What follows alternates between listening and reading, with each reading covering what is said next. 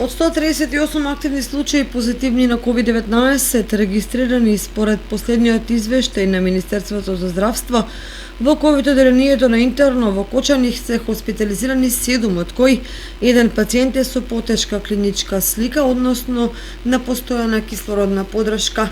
Информираше за телевизија Кочани директорот на Општа болница со проширена дејност доктор Александар Серафимов.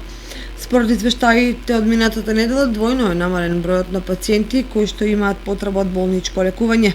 Останатите се со полесна клиничка слика и немаат потреба од дополнителна лекарска помош. Во однос на вакцините, на вакциналниот пункт во Кочани е забележан помал интерес од страна на граѓаните за имунизација и заштита од COVID-19, па токму затоа надлежните апелираат граѓаните сами да се пријават и да се вакцинираат за да се заштитат себе си и здравието на сите граѓани.